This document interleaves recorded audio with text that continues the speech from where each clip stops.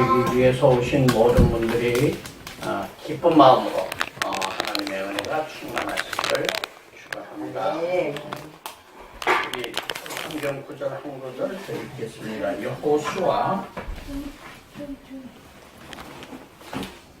숫자를 쳐주세요. 여호수아 1장 8절.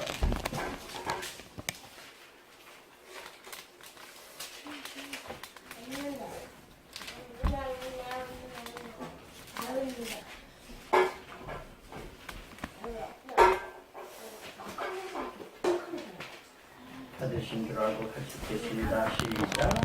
이것을 하며 지하로 그것을 묵상하여 그 안에 기록된 대로 다 지켜내라. 그리하면 내 길이 평탄하게 될 것이며 내가 형통하리라. 아멘. 오늘 말씀의 제목은 들을 귀 있는 자들은 들을지어다 하는 말씀입니다. 우리 옆에 분들하고 한번 인사 나누시겠습니다. 들을 귀를 엽시다. 들을 귀를 엽시다. 네. 누가복음 8장 전체 말씀은 믿음이라고 하는 주제를 가지고 말씀에 기록된 것입니다. 믿음.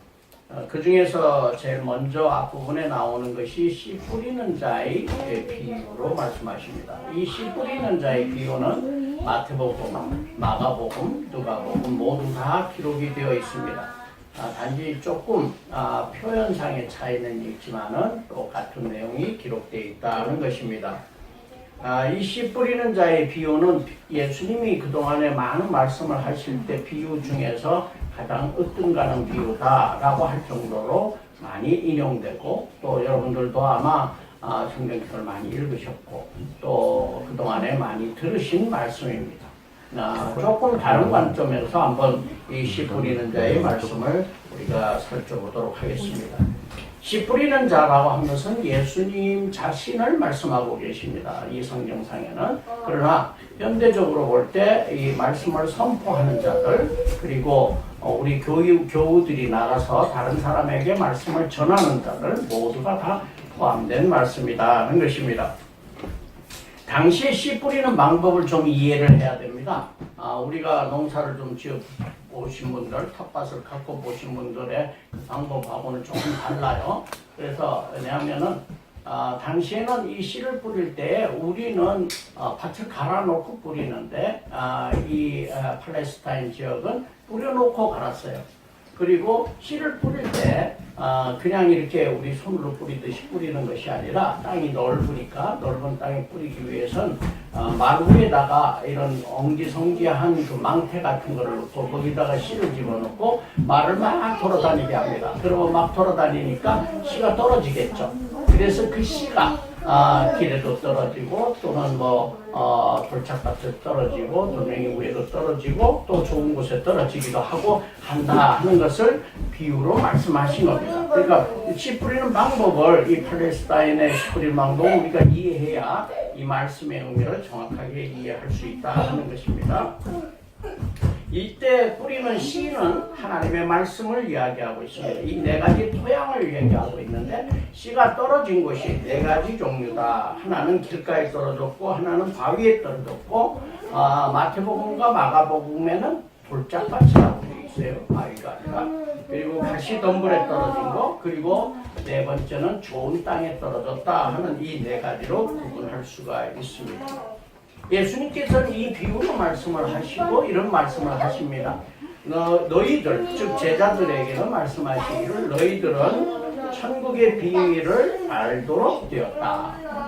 너희들은 천국의 비밀을 알게 되었다. 우리 선택받은 자들, 하나님이 부르심을 입은 자들의 경우에는 은혜로, 하나님의 은혜로 그 천국의 비밀이 무엇인지를 우리가 깨닫게 된다라고 하는 그 말씀입니다. 그러나 이 선택받지 못한 자들의 경우에는 그들의 여러 가지 그 자기 자신의 문제들 때문에 결국에는 이 씨를 이해하지 못하고 천국을 이해하지 못하고 심판의 대상이 된다라고 하는 말씀을 해 주신 것입니다.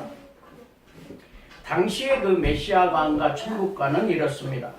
바벨론 포로 이후에 약 600여 년 동안의 주위의 여러 이방 나라들에게 이스라엘은 대단히 곤욕을 치루었습니다.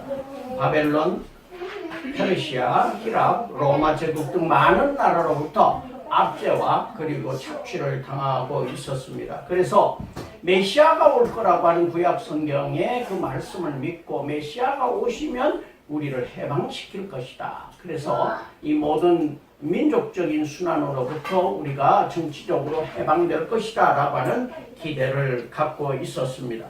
그리고 메시아가 와서 그들을 해방시키고 난 다음에 또 성지가 완전히 회복되고 메시아가 이스라엘 민족을 전 세계를 통치하는 영원한 나라로 국가로 건설할 것이고 현 세계는 그렇게 되면 끝이 나고 거기에 새 하늘과 새 땅이 역사가 시작된다라고 하는 그런 믿음을 갖고 있었습니다.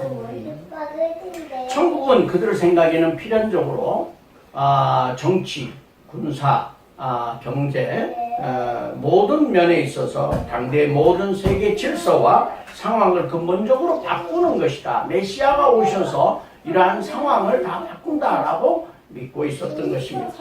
그러나 예수님은 이 씨 뿌리는 비유를 통해서 이미 그 종말이 앞으로 올 것이 아니라 이미 내가 메시아인 나가 이곳에 왔기 때문에 이미 종말은 왔다라고 이야기하고 있습니다. 천국은 이미 왔다라고 얘기합니다. 왜냐하면 예수님께서 바로 우리에게 죄 용서와 천국을 약속하신 분이기 때문에 우리에게 그 약속을 주신 겁니다. 그러나 정치적 해방이 아니라 원수를 사랑하고 가난한 자와 소외받는 자들, 죄인의 친구들이 되시며 병든 자를 고치시고 귀신을 쫓아내고 죄의 용서를 선언하시는 그러한 천국이 임재하셨다라고 하는 것을 말씀하신 것입니다. 그것이 바로 이 씨 뿌리는 비유에서 나온 천국의 비밀이라고 하는 것입니다. 그러나 이러한 천국의 비밀을 선포해도 당대에 있던 많은 사람들의 반응은 각자 다 달랐습니다. 마치 씨가 떨어진 것이 네 가운데 네 가지 종류의 땅에 떨어졌듯이 천국의 비밀이 떨어진 것이 각각 달랐다. 그래서 예수님께서는 귀 있는 자는 들으라. 도대체 듣고 알아듣지도 못하느냐라고 하는 말씀입니다. 따라다니기는 하는데 알아듣지 못하고 다닌다라고 하는 것을 말씀하고 있는 것입니다. 귀가 달려있어도 주님의 복음을 전하여도 제대로 알아듣지 못하고 자기 마음대로 해석하고 필요한 것들만 들으려고 하는 그러한 무리들을 향해서 말씀하셨습니다. 오늘날 교회에도 많은 사람들이 몰려오고 교회를 다닌다고 주일날이면 많은 사람들이 이 교회를 찾아옵니다마는 복음을 듣고 귀를 열고 생명을 제대로 깨닫는 실천하는 사람들은 소수이다라고 하는 것입니다.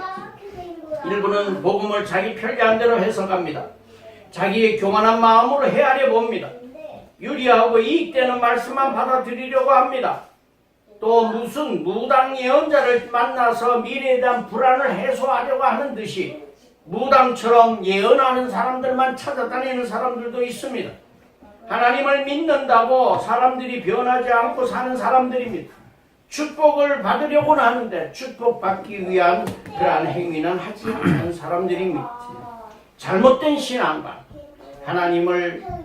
신앙관으로 하나님을 정죄하는 분으로 지화하거나 용서하지 않는 분, 사랑이 없는 분, 율법적인 행위만 강요하는 분으로 하나님을 몰고 가고 교인들을 위협해서 사랑의 본질을 잃어버리게 하는 씨 뿌리는 사람도 있습니다.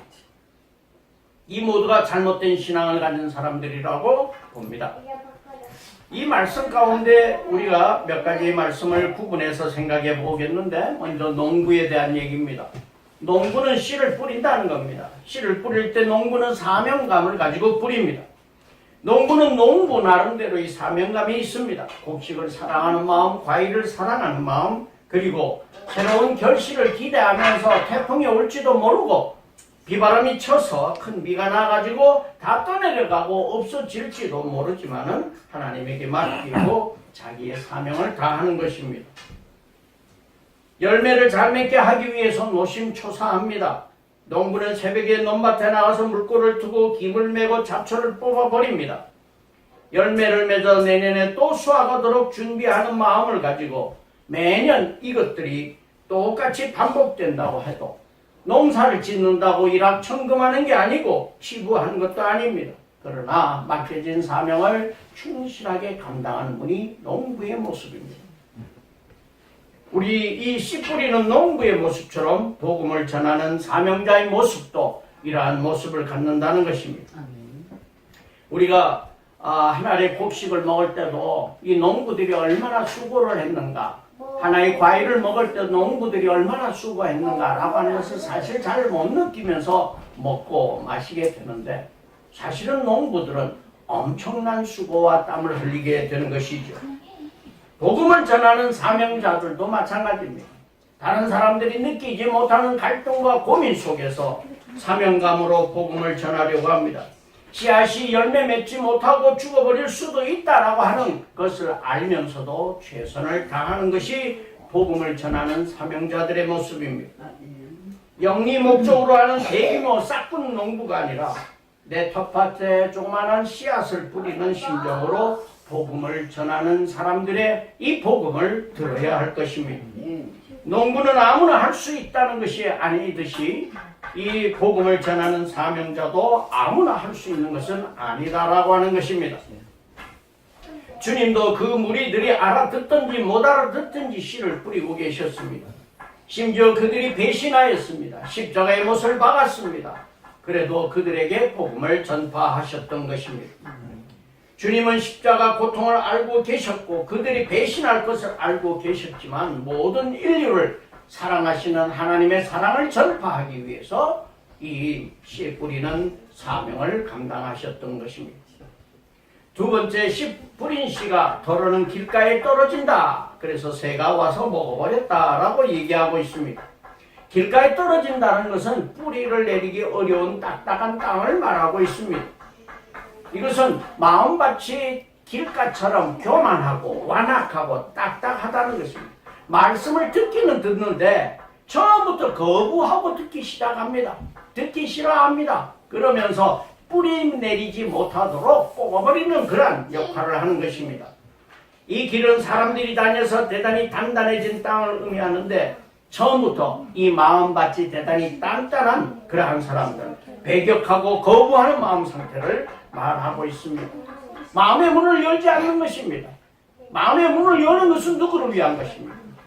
자기 자신을 위한 것입니다. 남을 위한 것이 아닙니다.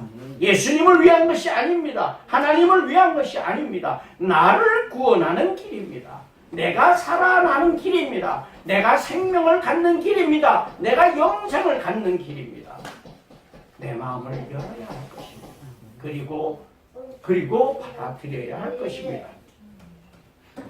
귀에만 떨어지고 마음밭에는 떨어지지 않는 복음, 마음을 열지 않고 다 마음을 닫아버리고 귓가로 흘려버리는 그러한 마음들, 이거를 보고 사탄은 기뻐하여서 공중에 새들이 와서 주워먹는다라고 했는데, 이때 이 공중이라고 하는 것은 사탄이 공중을 장악하고 있다, 이렇게 성경에 표현되고 있습니다. 다시 얘기해서 사탄이 마음밭에 뿌리를 못 내리도록 와서 주워 먹어버린다라고 하는 겁니다. 뿌리 내리기 전에 주워 먹어버린다라고 하는 겁니다.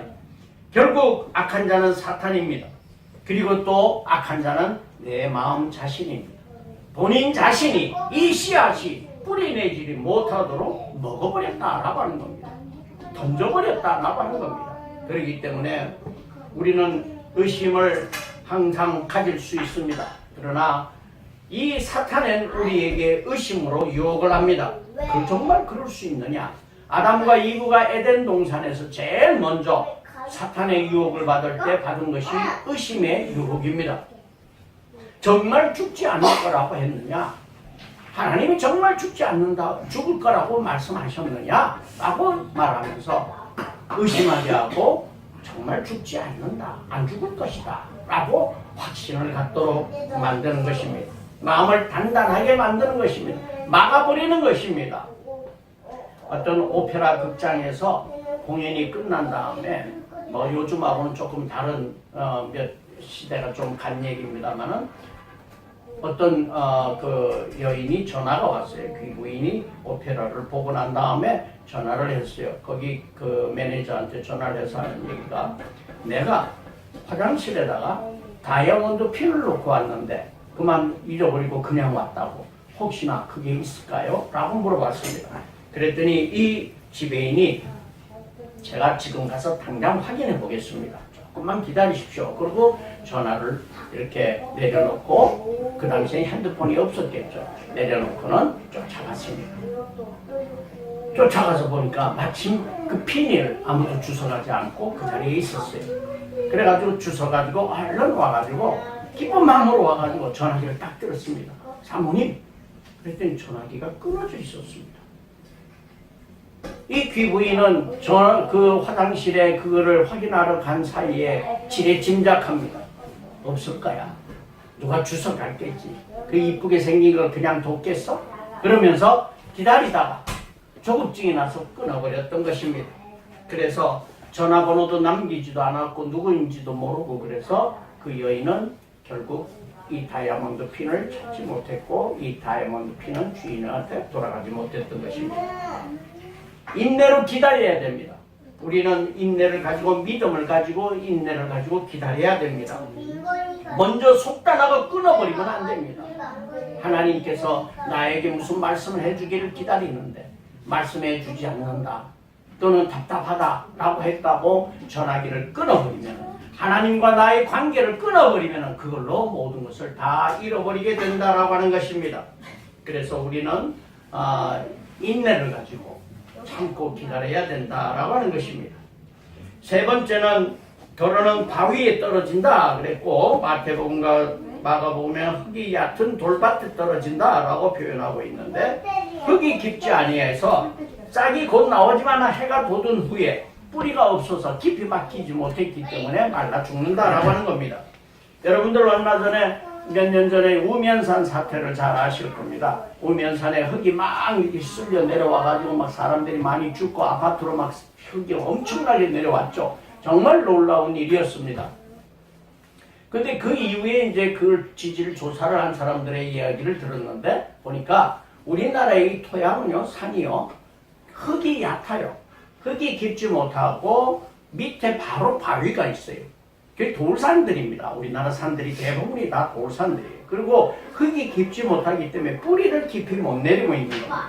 그래서 난개발을 하거나 그러면은 위에서부터 시작해가지고, 예를 들어가지고 무너졌다라고 하면은 그 흙이 쓸려 내려오면, 슬라이딩 한다고 그러죠. 쓸려 내려오면서 아래에 있는 흙들을 다 무너뜨리고 막 쏟아져 내려갑니다. 왜냐하면 뿌리를 깊이 못 내리고 있기 때문에 위에서부터 내려오는 흙을 견디지 못하고 그냥 다 쓸려 내려가 버리는 겁니다. 지난번 우면산 사태가 일어났던 것이 바로 그런 현상을 이야기하고 있습니다. 뿌리를 깊이 갖고 있지 못하면은 위에서부터 내려오는 흙에 의해서 쓸려 내려간다라고 하는 겁니다. 이 말씀은 예수님께서도 이렇게 표현했습니다. 돌짝밭에 떨어진다라고 하는 것은 겉은 부드러운 바깥으나 마음속에 강팍한 돌이 남아 있어가지고 깨어지지 않는 마음의 상태를 가리키고, 처음에는 기쁘게 받아들인다는 겁니다. 나 이렇게 받아들이다가 조금 어려움이 오고 반란이 오고 고통이 오면 그냥 다 버리고 가버린다, 이런 얘기입니다. 흙이 얇다는 것은 신앙적인 인격이 얇다라고 하는 것을 말하고 있습니다. 우리가 살아가는데 환난과 역경, 갈등과 후회가 항상 뒤따르지만은 그 신앙이 좋은 사람, 뿌리가 깊은 사람은 잘 견디고 영양소가 되고, 뿌리가 약한 사람은 그게 해가 되어서 쓰러지고 만다라고 하는 것입니다. 또 한 가지는, 도로는 가시떨기에 떨어진다라고 말씀하셨어요. 이 가시떨기에 떨어지면 가시덤불 속에서 자라기는 합니다. 땅에서부터 뿌리가 내리고 자라기는 하는데 가시덤불 때문에 더 많이 자라지 못하고 그 그늘에서 아주 열매 맺지 못하는 영양분 부족으로 결국 죽어버리고 마는 이러한 결과를 가져올 수도 있다라고 하는 겁니다. 복음을 받고 오랜 그 신앙생활을 한 사람들, 그렇지만 의의 사랑과 열매, 의와 사랑의 열매를 맺지 못하는 자들을 말하고 있습니다. 숨을 막아서 기운을 죽여버리는 겁니다. 가시덤불이 열매 맺는 하죠. 그 자라나기 때문에 이 열매 맺기 위해서 뿌리 내린 이 씨앗이 자라나지 못하고 죽어버리게 된다. 이때 이 가시덤불이라고 하는 것은 예수님께서 말씀하시기를 세상의 염려와 재물의 유혹이다, 향락이다, 이렇게 말씀하고 있습니다. 세상에는 돈과 명예가 매우 중요하고 그것을 추구하는 것이 행복이라고 우리는 생각하는 사람들이 많습니다. 그렇습니다. 돈이 필요합니다. 그리고 물질도 필요합니다. 명예도 필요합니다. 그러나 그것만이 중요한 것은 아니다라고 하는 겁니다. 우리가 그런 것들을 갖지 말라는 것이 아니라 그것을 추구하더라도 그것에만 집중하면 주님이 멀어진다라고 하는 겁니다. 제일 먼저 내 인생의 제일 먼저의 목표는 뭐냐? 주님이다라고 하는 사실을 우리는 기억해야 됩니다. 왜냐하면 우리가 죽고 나면 아무것도 가지고 갈 것도 없고 가질 수도 없습니다. 그렇기 때문에 우리가 살아있는 동안 주님을 바라보면서 영생을 우리가 확신을 해야 된다라고 하는 것이죠. 그래서 하나님을 위해서 살아가는 우리의 삶이 되어야 된다라고 하는 것입니다. 하나님이 주시는 기쁨은 그런 욕심을 다 내려놓을 때 이루어집니다.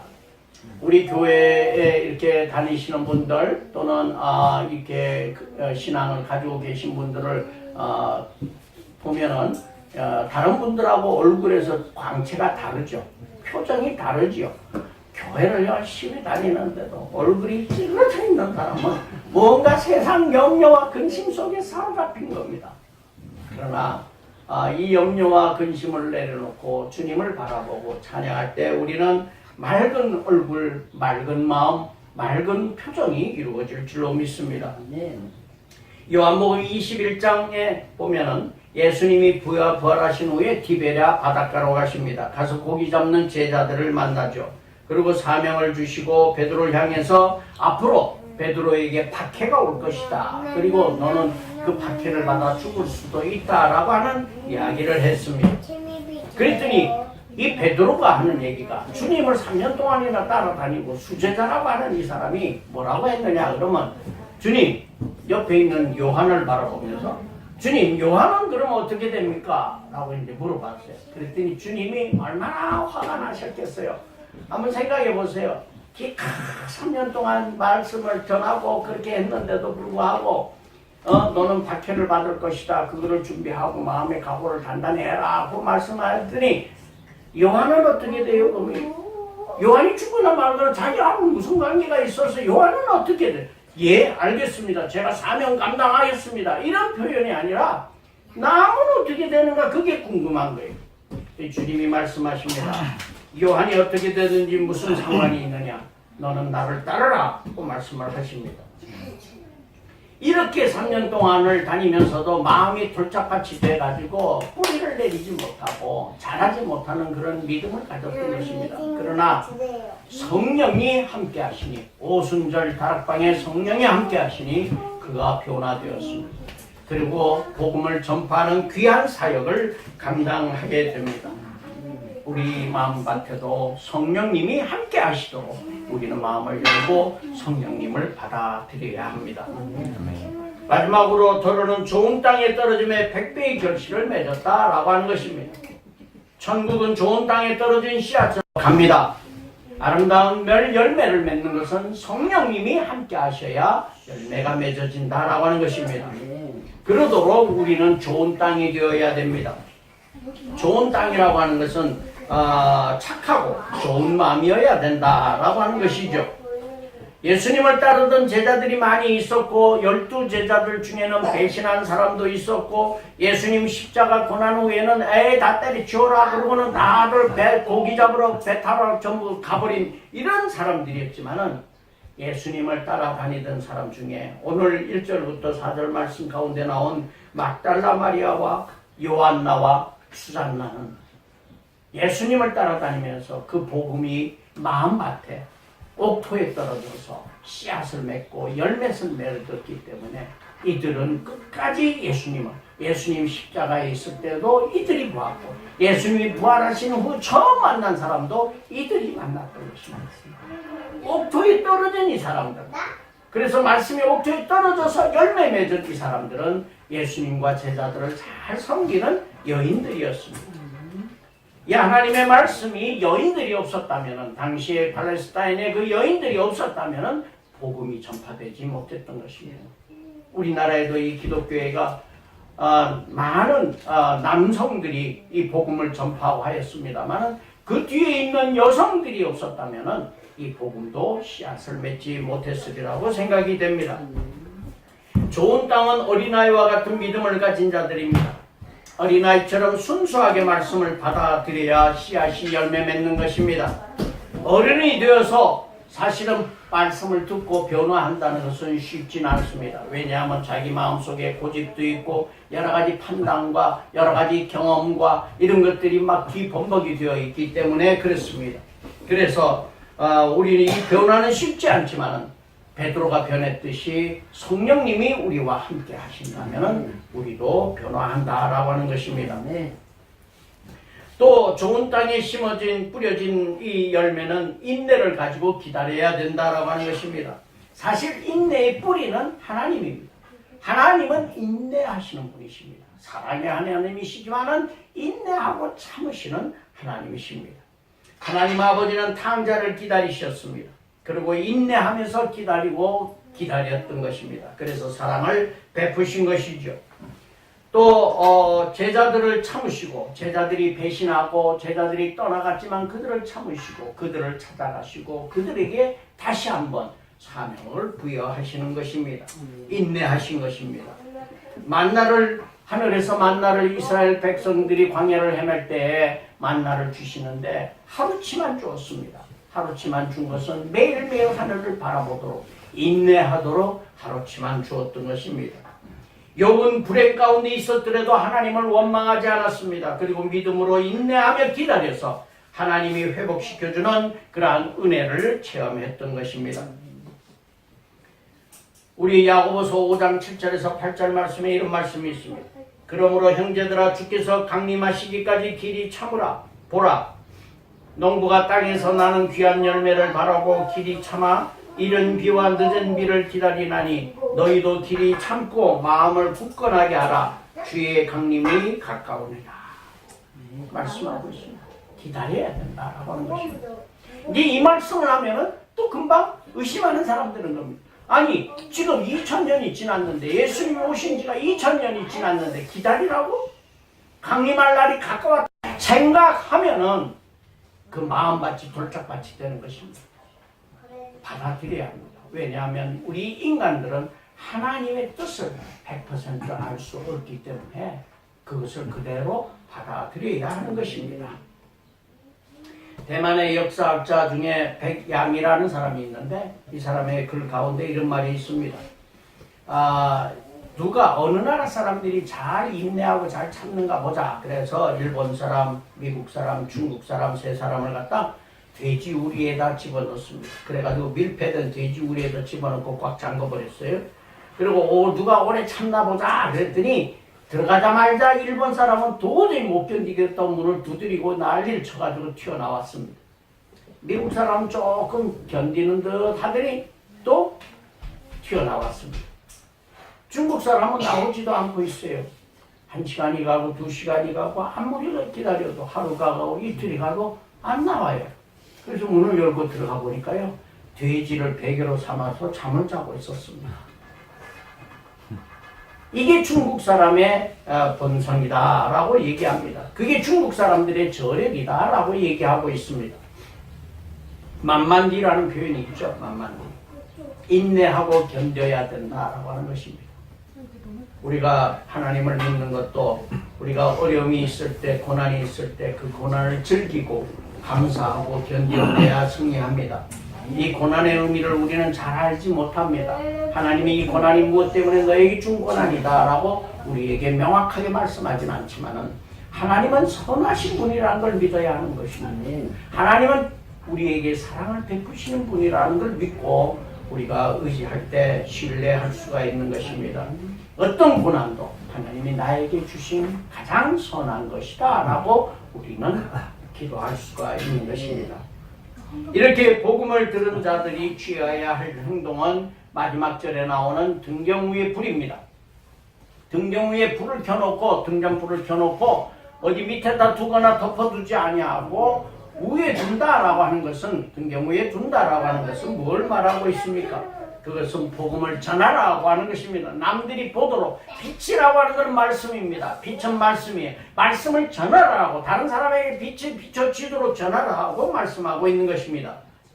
복음의 빛이 다 드러나기 때문에 감추인 것들이 다 드러나기 때문에 우리는 이 복음의 비밀을 모든 사람들에게 다 전파하라고 하는 말씀인 것입니다. 마지막 말씀 가운데 이런 말씀이 있습니다. 겸손하여서 말씀을 듣고 실천하는 자는 더욱 풍성한 은혜를 받지만은 교만하여서 말씀을 받아들이지 않는 자는 있는 것까지도 빼앗김으로 인해서 하나님의 은혜가 소멸될 수 있다고 경고하고 계십니다. 그러나 하나님의 말씀을 나의 마음문을 열고 열심히 읽고 열심히 듣고 하여서 그 씨앗이 내 마음밭에 떨어져서 열매 맺는 귀한 성도들 되시기를 축원합니다. 기도하겠습니다.